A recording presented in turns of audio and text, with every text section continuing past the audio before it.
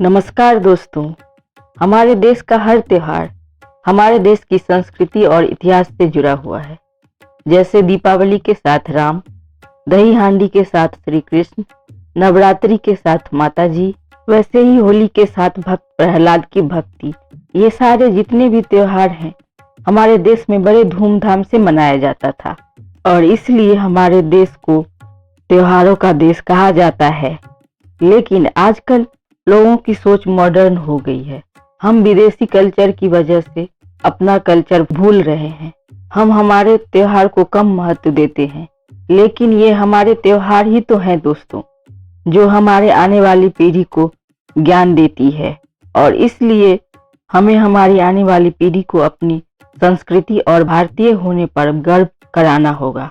तो आइए दोस्तों, होली का पर्व किन किन कारणों से मनाई जाती है ये जानें। होली हिंदुओं का सांस्कृतिक, धार्मिक और पारंपरिक त्योहार है। सनातन धर्म में प्रत्येक मास की पूर्णिमा का बड़ा ही महत्व है और यह किसी न किसी उत्सव के रूप में मनाई जाती है। उत्सव के इसी क्रम में होली बसंतोत्सव के रूप में फागुन मास की पूर्णिमा के दिन मनाई जाती है। यह दिन सतयुग में विष्णु भक्ति का प्रतिफल के रूप में सबसे अधिक महत्वपूर्ण दिनों में से माना जाता है। तो पहला कारण दोस्तों भक्त प्रहलाद से जुड़ी हुई कथा है।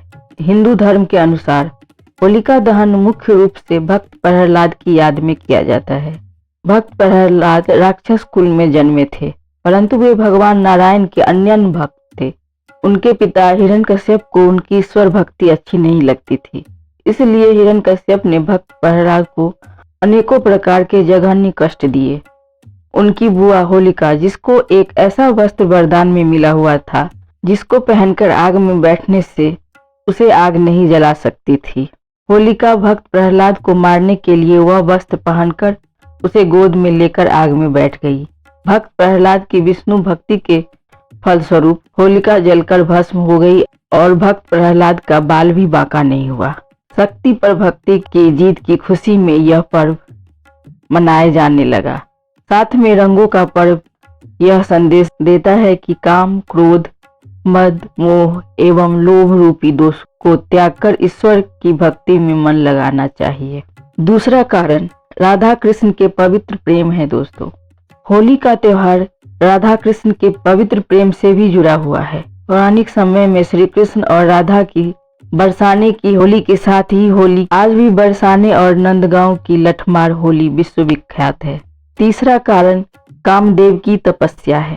शिव पुराण के अनुसार हिमालय की पुत्री पार्वती शिव से विवाह हेतु कठोर तपस्या कर रही थी और शिव भी तपस्या में लीन थे। इंद्र का भी शिव पार्वती विवाह में स्वार्थ छिपा हुआ था कि तारकासुर का वध शिव पार्वती के पुत्र द्वारा ही होना था। इसी वजह से इंद्र आदि देवताओं ने कामदेव को शिव जी की तपस्या भंग करने को भेजा। भगवान शिव जी की समाधि को भंग करने के लिए कामदेव ने शिव पर अपने पुष्पवान से प्रहार किया था।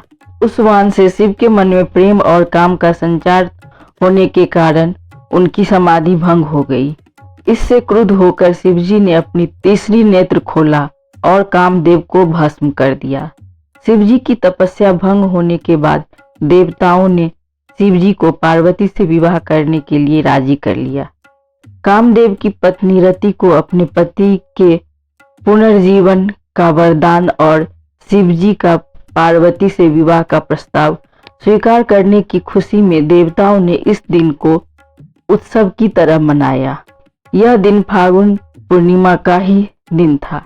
इस प्रसंग के आधार पर काम की भावना को प्रतीकात्मक रूप से जलाकर सच्चे प्रेम की विजय का उत्सव मनाया जाता है।